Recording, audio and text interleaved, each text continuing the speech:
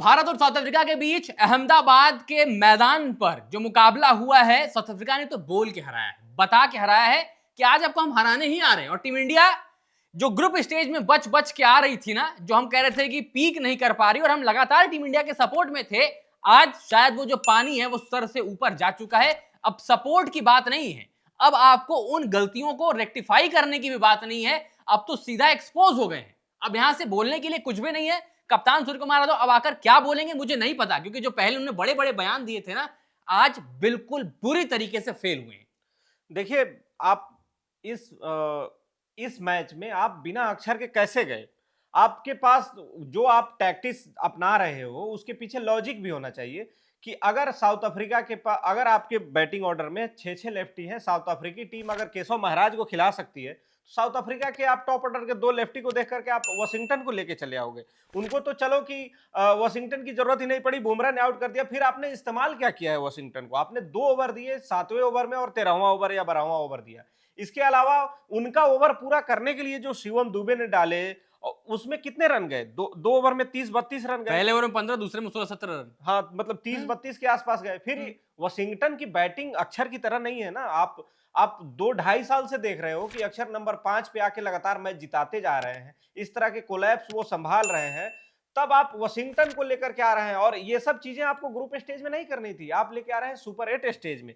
ये कहीं से भी जस्टिफाई नहीं है। और सबसे बड़ी बात, आपको इतना बड़ा एग्जाम्पल अक्षर पटेल ने सेट करके दिया। 2024 टी20 वर्ल्ड कप आपकी आंख के सामने हुआ। इसमें कप्तान सूर्य कुमार यादव वहां पर थे कि अगर ऊपर से बैटिंग कोलैप्स है तो कौन बचा रहा है? अक्षर पटेल ही ऊपर जा रहे हैं ना। और सिर्फ मैच जिता नहीं रहे हैं, आपके लिए लगातार आपकी पारियों को बुन रहे हैं, संभाल रहे हैं, दूसरे बल्लेबाजों को वो मौका दे रहे हैं कि मेरे इर्द गिर्द खेल लीजिए। लेकिन आज अक्षर पटेल ही बाहर है टीम से और आप वॉशिंगटन सुंदर के साथ जा रहे हैं, न कि उनके गेंदबाजी को इस्तेमाल किया। शिवम दुबे की गेंदबाजी आपने इस ट्रैक पर इस्तेमाल किया जहां पर शिवम को पता ही नहीं है। वो डिसअपॉइंटमेंट दिखाई जा रही है बाउंड्री लाइन के बाहर। हार्दिक पांड्या, मैं देख रहा था जो विजुअल्स आ रहे थे, वो कोच गौतम गंभीर से बात कर रहे थे और शिवम की गेंदबाजी पर बहुत डिसअपॉइंट दिख रहे थे। लेकिन हैरानी तब हुई जब आपने फिर शिवम दुबे को एक ओवर दे दिया। आप किस तरीके की प्लानिंग लेकर आए और आपने कहा कि हार्श ऑन अक्षर पटेल, ये टैक्टिकल कॉल है, वॉशिंगटन को लेकर आ रहे हैं। टैक्टिकल कॉल वॉशिंगटन को लेकर आ रहे हैं क्या है? जैसे अभी कुणाल ने बोला कि उसके पीछे एक लॉजिकल रीजनिंग होनी चाहिए ना, वो लॉजिकल रीजनिंग तो बिल्कुल इरेज थी। और आपको एक चीज और बता दी गई कि आपके पास जब इतने लेफ्ट हैंडर्स हैं, ऑफ स्पिनर्स आपको परेशान करते हैं, शुरुआत उन्हीं से होगी, फिर भी आप उनको वो विकेट देकर पहले ओवर में ना, या तो अपना ईगो जस्टिफाई कर रहे हैं या तो उनके प्लान को आप सही ठहरा रहे हैं। आपको पाकिस्तान ने भी उसी स्टेटमेंट पर आउट किया, साउथ अफ्रीका ने भी उसी स्टेटमेंट पर आउट किया। और जब प्रेस कॉन्फ्रेंस में कल सवाल पूछा गया प्री मैच प्रेशर में सूर्या से, तो उन्होंने कहा नहीं कोई दिक्कत नहीं, 6 लेफ्ट हैंडर्स हैं, हमें ऑफ स्पिनर्स मिलेंगे, प्रॉब्लम नहीं है, हमारे बल्लेबाज सबको खेलना जानते हैं। बिल्कुल, अगर आपको ऑफ स्पिन के सामने दिक्कत हो रही है तो आप इसमें थोड़ा मतलब चेंज करें ना। आप बैटिंग स्टाइल में हो या फिर बैटिंग ऑर्डर में आप चेंज कर सकते हो कि चलो अगर पहला विकेट गिर गया जल्दी तो आप एक तरीके से, इसमें तो साउथ अफ्रीका के पास ऑफ स्पिनर दूसरा कोई था नहीं, मार्करम आए नहीं कि उन्होंने अपना काम कर दिया था। लेकिन आगे से भी अगर कोई विकेट जल्दी गिर जाता है तो आप सूर्या को नंबर 3 पे आना चाहिए। आप फिर आप 2-2 लेफ्ट हैंडर को आप सामने नहीं रख सकते। ये चलिए कि यहाँ पे काम चल गया, हो सकता है कि जिम्बाब्वे से आपके पास, जिम्बाब्वे से मैच हो, वहां आपको सिकंदर रजा मिलेंगे, जैक क्रीमर मिलेंगे आपको, जैक क्रीमर मिलेंगे आपको। वेस्ट इंडीज से मैच है, वहां पे रोस्टन चेज है आपके, वहां पर रोस्टन चेज है, जिम्बाब्वे में रैन बॉल भी है। मतलब वहां पर एक से बढ़कर एक ऑप्शंस आपके पास मौजूद हैं जो इनको परेशान करेंगे। और आज तिलक वर्मा की बल्लेबाजी आपने देखी, जिस तरीके का वो, मतलब वो शॉट था, शॉट तो देखिए वो बन नहीं रहा था, लेकिन तिलक को लेकर के जितनी चर्चाएं हैं और सूर्या ने जो कॉन्फिडेंस दिखाया है, अब हो चुका है उनका मामला खत्म। आप लाइए संजू सैमसन को नंबर 3 पे ही लाइए। लॉजिक तो नहीं बनता है, संजू को वो ओपन करते हुए ही अच्छा कर पाए हैं, लेकिन अगर जगह बन रही है तो नंबर 3 पे लाइए संजू सैमसन को। तिलक उस तरह के टच में, उस तरह के फॉर्म में नहीं दिखे हैं, या फिर अगर तिलक खेल रहे हैं तो जो उन्होंने पिछले 2 साल में किया है आप उनको वैसा खेलने दीजिए। जबरदस्ती का प्रेशर मत बनाइए कि 1 विकेट गिरेगा तो ऐसा खेलना है, 2 विकेट गिरेगा तो ऐसा खेलना है। अगर उनको आप टीम में रख रहे हैं तो फ्रीली खेलने दीजिए। और आप इस टूर्नामेंट में आकर के, टूर्नामेंट के बीच में आप टैक्टिकल चेंजेस नहीं कर सकते। बिल्कुल नहीं कर सकते कि आप जो 2 साल में खेलते आए हो कि आपने लगातार खेला, बहुत अच्छा खेला आपने, लेकिन ये जो आप टैक्टिकल चेंज करके लाए हो, इसमें आप अपने ऊपर जबरदस्ती का प्रेशर ले रहे हैं और उससे क्या हो रहा है कि टीम ये बिखर जा रही है। बिल्कुल बिखर रही है। और अगर आप देखिए ना, जो आपकी ग्रुप अभी तक ग्रुप स्टेजेस में हमने जितने भी मैचेस खेले, ईशान का बल्ला चल जाता था तो सब कुछ ठीक है, क्योंकि अभिषेक फेल हो रहे थे। सूर्या एक मैच में अगेंस्ट यूएसए, वो हटा दीजिए, उसके बाद पाकिस्तान वाला मुकाबला हो चाहे नामीबिया वाला मुकाबला हो, ईशान का बल्ला चला, ठीक है, क्योंकि सूर्या तिलक दोनों फंस रहे थे, ऊपर अभिषेक तो फेल हो ही रहे हैं। फिर अब नीचे सीधा आते हैं 3 बल्लेबाजों को छोड़कर हार्दिक और शिवम पर, बीच में सूर्य कुमार यादव, तिलक वर्मा, अभिषेक शर्मा, ये सबसे बड़ी कमजोरी बन रहे हैं। और जैसे अभी कुणाल ने कहा कि आप जो टैक्टिकल चेंजेस और जिस तरीके से आप किसी खिलाड़ी के माइंड में घुस जाते हैं ना, आप कहते हैं कि नहीं आप ऐसे खेलिए, आप ऐसे खेलिए, ये सारी इंटरवेंशन किसी के गेम स्ट्रक्चर में या किसी के नेचुरल गेम प्ले में नहीं जानी चाहिए। आपने कहा कि हमने फ्लेक्सिबिलिटी रखी है, मैं भी फ्लेक्सिबल हूं। अगर कल प्रेस कॉन्फ्रेंस में आपने अपनी फ्लेक्सिबिलिटी की बात की, तो आज नंबर 3 पर सूर्य कुमार यादव क्यों नहीं आए? देखिए उसके लिए तो बड़ा दिल दिखाना पड़ेगा और जिगरा चाहिए। सूर्या कुमार यादव को जिगरा दिखाना होगा कि आप टफ कॉल लें। अगर तिलक को ड्रॉप करना है तो ड्रॉप करें, अगर आपको अक्षर को खिलाना है तो उनको खिलाइए, क्योंकि वॉशिंगटन सुंदर उस कैलिबर के ऑलराउंडर नहीं है जो अक्षर है, बिल्कुल खास नहीं। करके टी20 में, क्योंकि ये टेस्ट और ओडीआई की बात नहीं है, ये टी20 की बात है। जो प्रूवन ऑलराउंडर है आप उसको मौका दीजिए। और ये आप 1-2 लेफ्ट हैंडर देख के डरिए नहीं। साउथ अफ्रीका कहां डरी आपसे? उन्होंने केशव महाराज को खिलाया या नहीं? बिल्कुल, केशव महाराज को खिलाया और साउथ अफ्रीका ने कितनी बेहतरीन तैयारी की। अब देखिए, इस पर फिर एक बार मैं कहूंगा, साउथ अफ्रीका ने जितनी स्लोअर डिलीवरीज डाली, नकल बॉल डाली, वेरिएशंस दिखाई भारतीय गेंदबाजों में, अगर आप जसप्रीत बुमराह को छोड़े तो किसके पास वो वेरिएशन दिखी? किसी के पास नहीं।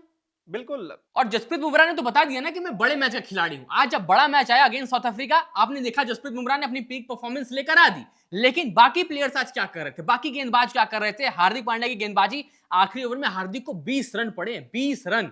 बहुत अंतर पड़ा उससे। और देखिए जसप्रीत आपको शुरू में मैच सेट करके दे दिया था इन्होंने। मैच हमें निकला कहां से? जब स्पिनर्स आए, जब डेविड मिलर ने वरुण चक्रवर्ती पे चार्ज किया, वॉशिंगटन सुंदर ने आसानी से रन दिए। इसके अलावा मिडिल ओवर्स में हमने कंट्रोल ही नहीं किया। शुरू में आपको जसप्रीत ने और हर्षदीप ने कंट्रोल दिलाया, आखिरी में आपको आखिरी 20वां ओवर से पहले तक थोड़ा बहुत कंट्रोल आ कंट्रोल चुका में था, था क्योंकि ये 2 रन टीम दिए थे बस, 2 या 3 रन। और ये 200 के करीब जा रही थी साउथ अफ्रीकी टीम। तो बाकी गेंदबाजों पे भी आपको काम करना होगा। और आप देखिए 7 से 12 ओवर जो सबसे करंट सिचुएशन होती है, जहां पर साउथ अफ्रीका को वो पारी बुननी थी, 5 ओवर में 60 रन लगाए थे डेवॉल्ट ब्रेविस और आपके डेविड मिलर ने। ऐसी सिचुएशन आपके सामने भी थी, आपको भी पार्टनरशिप बुननी थी, लेकिन सूर्य कुमार यादव अपने ही जाल में फंस गए। 22 गेंदों में 18 रनों की पारी। और सूर्या आप कब ऐसा खेलते हुए दिखे हैं टी20 में? आप देखिए, आप वो पारी संभाली थी उन्होंने यूएसए के खिलाफ, लेकिन वो सामने यूएसए की टीम थी। आपके सामने यहाँ साउथ अफ्रीकी टीम है। सूर्या ही नहीं, बाकियों को भी देखिए कि आप हार्दिक को भी देखें। आप शिवम दुबे और हार्दिक पांड्या क्या कर रहे थे? ये मिडिल ओवर्स में आपको, ये तब इन्होंने बड़ा हिट लगाने का प्रयास किया जब आपको, मुझे लगता है कि 6 ओवर में 100 रन चाहिए थे। बिल्कुल। आप जब तक आप रिक्वायर्ड रन रेट को 12 से नीचे नहीं रखेंगे, तब तक आप हमेशा गेम से बाहर हो। और वो एक गेंद की बात है, आप बड़ा शॉट खेलने जाओगे और मामला खत्म हो जाएगा। और आप जिस तरीके से आज देखें ना, मतलब जितनी भी स्लोअर डिलीवरीज थी, भारतीय बल्लेबाज बिल्कुल बेबस, एक भी सही शॉट कनेक्शन आपको कहीं देखने को नहीं मिला।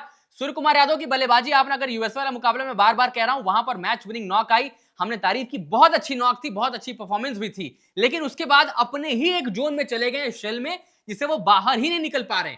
और जब इसके बारे में सवाल, तिलक वर्मा की स्ट्राइक रेट पर सवाल, आप हमेशा आते हैं प्रेस कॉन्फ्रेंस में, जर्नलिस्ट जब आपसे सवाल पूछते हैं, आप हंस के मुस्कुरा के आप सवाल का जवाब देते हैं और लगता है सब कुछ ठीक है, लेकिन जब से आप ग्राउंड पर जाते हैं कुछ भी ठीक नहीं दिखता।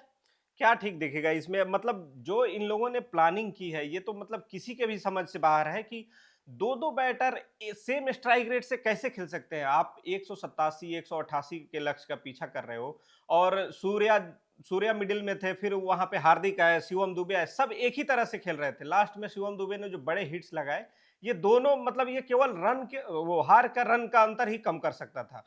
तो इस पे यहाँ पे टीम को चाहिए कि जो आप 2 साल में खेलते आए हो, कि विकेट गिरते रहे, हम मारेंगे। इसमें होता क्या है कि टी20 गेम में आपको 2 ओवर ही तो चाहिए होता है। 2 ओवर में मोमेंटम पूरा आपकी तरफ शिफ्ट हो जाता है। तो ये जो डीप ले जाने के चक्कर में, और इन्होंने, सूर्या ने कहा कि अगर पावर प्ले में 2 विकेट गिर जाएगा तो हम 10वें ओवर तक थोड़ा चाहते हैं कि इसको आराम से खेले। भाई ऐसे काम नहीं चलेगा। आपको जैसे चार्ज आप करते आ रहे हो, हमेशा हर ओवर में आप चार्ज करते जाओ, तभी बात बनेगी आपकी। आपको तो मतलब जो आपकी रणनीति उस पर स्टिक करना पड़ेगा ना। अगर आप हर मैच हर सिचुएशन के हिसाब से बदलते जाएंगे तो शायद वो चीज, मतलब मुझे लगता है एटलीस्ट कि वो काम नहीं करके जाएगी। ठीक है, कोलैप्स हुआ, आप थोड़ी देर पारी संभालिए। कोलैप्स साउथ अफ्रीका का भी हुआ था, क्या डेवॉल्ट ब्रेविस और डेविड मिलर ने पारी नहीं संभाली ना, लेकिन चार्ज करते हुए संभाली। स्ट्राइक रोटेशन देखने को मिली और जो बुरी गेंदें थी उसको भी चार्ज किया। वरुण चक्रवर्ती को 1 ओवर में डेविड मिलर ने आड़े हाथों लिया और देखिए कितना प्रेशर, पूरी भारतीय गेंदबाजी, वहीं से जो पूरा कॉन्फिडेंस था बैकफुट पर। बिल्कुल, वो सिंगल डबल से ही तो केवल काम नहीं चला रहे थे ना, वो हाँ, बीच में तो बड़े हिट्स लगा रहे बुरी थे। गेंदों पर आपको तो हिट करना है। आप केवल सिंगल डबल से इस तरह के मैचों में आप नहीं जीत सकते, और विकेट भी उतना मुश्किल भी नहीं था कि आप मतलब गेंद बहुत ज्यादा टर्न कर रही हो या गेंद फंस के आ रही हो। जब आप बड़े हिट्स लगाने जा रहे थे और यहाँ की बाउंड्री छोटी है, अहमदाबाद का आप दर्शक क्षमता यहाँ का ज्यादा है लेकिन बाउंड्री छोटी है, तो आप बड़े हिट्स के लिए नहीं जा रहे हो। और आप क्या करना चाहते हैं? आप 6 ओवर में 110 112 ये आप चेज करना चाहते हैं। आपको मिडिल ओवर्स में आप बड़े हिट्स लगा ही नहीं पा रहे हो, और ये मुझे समझ नहीं आ रहा है कि ये किसने ये प्लानिंग बनाया है कि हमें मिडिल ओवर्स में अगर पावर प्ले में 2 विकेट गिर गए तो हम रन बॉल खेलेंगे। आप रन बॉल खेल करके कहां तक पहुंच पाएंगे? 120 130 इतने से काम अब चलने वाला नहीं है। जब चलने वाला था, कमजोर टीमें थी ग्रुप स्टेज में, आप 170 175 180 तक पहुंच जाते थे लास्ट में 4-5 ओवर में रन बना के। लेकिन यहाँ पे अब काम नहीं चलेगा। सुपर 8 में आपके सामने जिम्बाब्वे भी है जो मजबूत टीम है। वेस्ट इंडीज के सामने तो आपको 200 से नीचे में कम बात बनेगी ही नहीं। नहीं बनेगी। आपको अगर साउथ अफ्रीका ने इतना टेस्ट किया है ना, तो जिस तरीके से वेस्ट इंडीज की बैटिंग लाइनअप है, उनको तो कंडीशन सिचुएशन से फर्क ही नहीं पड़ता। आप टर्निंग ट्रैक्स लाइए, कुछ भी लाइए, अगर बल्ले के नीचे आ गए तो आप सीधा ग्राउंड के बाहर हैं। तो वेस्ट इंडीज शायद इन चीजों पर ध्यान भी ना दे कि इतने फैक्टर्स कंसीडर करने नहीं करने। वो हमेशा से बेफिक्री वाली क्रिकेट खेलते हैं, वही खेलेंगे और आपको परेशान करेंगे। जिम्बाब्वे हल्के में लेने की गलती नहीं करेगी कोई भी टीम इनको। जिम्बाब्वे कल वेस्ट इंडीज को दिखा देगी। आज डैरेन सेमी ने खुद बोला ना अपने स्टेटमेंट में कि जिम्बाब्वे बहुत बेहतर क्रिकेट खेल रही है। उनके जो 6 समर्थक स्टैंड्स में बैठे होते हैं ना, वो 10 लाख के बराबर होते हैं। सिकंदर रजा को पता है कि उनकी टीम कैसा खेल रही है, कैसे जाना है। तो जिम्बाब्वे ने ऑस्ट्रेलिया को हराया, श्रीलंका को हराया, हल्के में लेने की गलती उनको भी नहीं करेंगे। उनकी बल्लेबाजी स्ट्रांग है, बैटिंग आप उनकी मैच्योरिटी देखते हैं, आप उनकी गेंदबाजी में मैच्योरिटी देखते हैं, तेज गेंदबाजी में वो धार देखते हैं। अब आपका जो नेट रन रेट है इतना पीछे आ गया है कि आपको दूसरों के भरोसे रहना पड़ेगा, और बेहतर क्रिकेट तो खेलनी खेलनी है साथ के साथ। बिल्कुल, अब तो मुझे लगता है कि साउथ अफ्रीका पे निर्भर रहना पड़ेगा रहना कि पड़ेगा। साउथ अफ्रीका अनबीटन रहे इस ग्रुप में, तब आपके लिए बात बनेगी। अगर साउथ अफ्रीकी टीम एक मैच हार जाती है तब आएगा नेट रन रेट का मामला, और वहां पे आपका नेट रन रेट इतना खराब है, -3 पॉइंट कुछ चला गया है। -3 पॉइंट है -3 और साउथ पॉइंट अफ्रीका है। का 3 है। बिल्कुल, तो वहां पे नेट रन रेट का मामला आएगा और वहां शायद हो सकता है कि हम पिछड़ जाए। बिल्कुल, वहां पर पिछड़ जाएंगे, और एक बड़ी डिसअपॉइंटमेंट टीम इंडिया के लिए होगी अगर इस T20 वर्ल्ड कप का सेमीफाइनल और फाइनल अगर आप नहीं खेलते हैं, तो टीम इंडिया के लिए ऊपर बहुत बड़े सवाल निशान खड़े हो जाएंगे। फिलहाल इस मुकाबले में जो हुआ सो हुआ, लेकिन जिम्बाब्वे से जब आप अगला मुकाबले में मिलेंगे चेन्नई के चेपॉक के मैदान एमए चिदंबरम स्टेडियम में, तो वहां पर चीजों को बदलना पड़ेगा, सही इवेल्युएशन करना पड़ेगा और असेसमेंट टीम की सही करनी पड़ेगी, न कि सिर्फ प्रेस कॉन्फ्रेंस में हर चीज को एक सिरे से खारिज करना होगा। समझना पड़ेगा, सोचना पड़ेगा और बेहतर करना पड़ेगा। फिलहाल आप लोग कमेंट्स में बताइए आप क्या सोचते हैं, कैसे देखते हैं इस मैच को। वीडियो पसंद आए तो लाइक करिए, शेयर करिए, खबर गांव को सब्सक्राइब जरूर करिएगा।